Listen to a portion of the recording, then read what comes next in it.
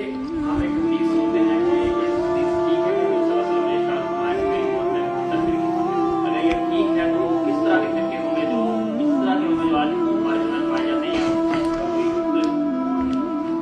پہلے تو بیٹا یہ روایت جو ہے اس کو ویلڈ نہیں ہم کہہ سکتے، اسی لیے امام بخاری مسلم نے کو نہیں لکھا، اس کے بیان کرنے والے جہاں جہاں بیان کوئی نہ کوئی کمزور ہے،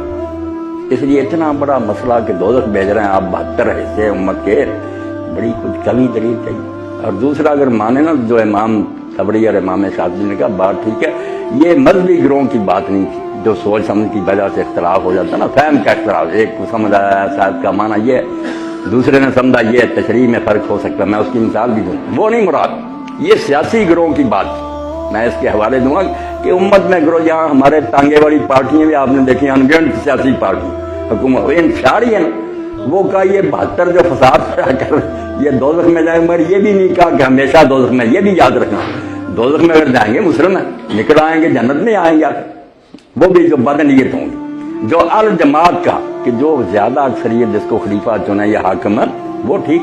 یہ جمہوری اصول ہے، زیادہ اکثریت نے ایک شخص کو حکمران چنا ہے آپ مانیں اس کو، وہاں چھوٹی چھوٹی ٹولیاں اٹھ کر فتنہ پیدا کریں ملک میں تو 72 گروہ پھر کام دوزخی والا ہی کر رہے ہیں، سیاسی گروہ کی بات، یہ مذہبی گروہ کوئی بات نہیں۔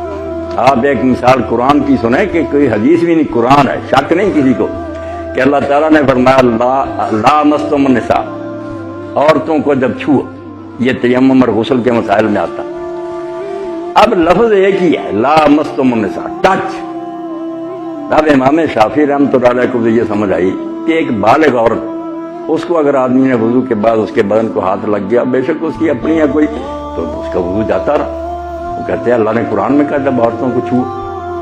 اب لفظی طور پر لٹرلی وہ سچے ہے، لفظ یہی ہے۔ امام ابو حنیفہ رحمۃ اللہ علیہ کہتے ہیں بہت سی باتیں ہیں جو پردہ کے طور پر کہنی پڑتی، اس لیے چھونے سے مراد امام شافعی یہ کوئی نہیں کہ ہاتھ لگ گیا، اس سے مراد وہ چھونا ہے جو خاوند بیوی کے درمیان ہوتا، اس کی اللہ بات کر رہا کہ تم نے مباشرت کی۔ اب دو امام ایک ہی بات کو سمجھنے میں مختلف رائے ہو گیا، عبارت ایک ہی ہے قرآن کی، بات ان کی بھی بنتی ہے، لکھا تو یہی ہے کہ جب تم عورتوں کو چھو، ان کی بھی بنتی ہے کہ بہت سی باتیں جو کہ عورتوں کے قریب نہ جاؤ، حیض کے مسائل نہ۔ اب قریب جانے کا مطلب یہ تھوڑی ہے کہ تم خاوند بیوی ایک جگہ بیٹھ گئے تو یہ حرام ہو گیا، وہ بھی لوگ سمجھتے ہیں قریب جانا کیا۔ تو دیانتداری سے بھی فہم میں اختلاف ہو سکتا ہے، یہ لوگ دوزخی نہیں ہوتے، ان میں سے کسی کی بات زیادہ وزنی وہ دیکھتے رہیں گے، جو بدنیت لوگ ہیں نا امت میں انتشار اور فساد چاہتے ہیں، چھوٹی چھوٹی ٹولیاں ہو رہے وہ جہنم، مگر آخر میں وہ بھی جنت میں جائیں گے، یہ نہیں کہا کہ وہ مخلص نار۔ جی ماشاء اللہ، پوچھیں جو پوچھیں۔